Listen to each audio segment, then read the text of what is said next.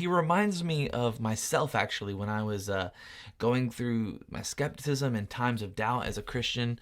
And yeah, I mean, a lot of his questions he even brought up were very similar to the same things that I was struggling with.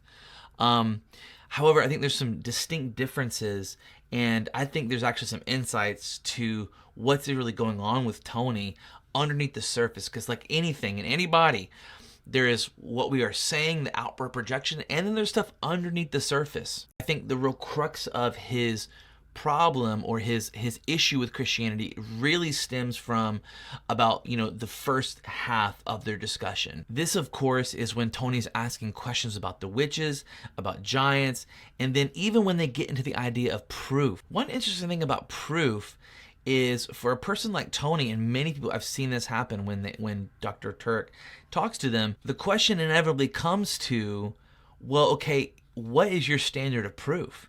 And what would it take to prove to you? And I can't tell you how many times I've heard the response comes back as, well, I don't really even know.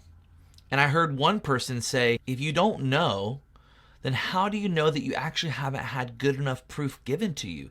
If you don't have a standard of proof, or you just are unwilling to be, you don't know what good evidence is, how do you know that you actually haven't had the right evidence presented to you? But really, it's not the evidence, it's a underlying assumption that I don't want it to be true.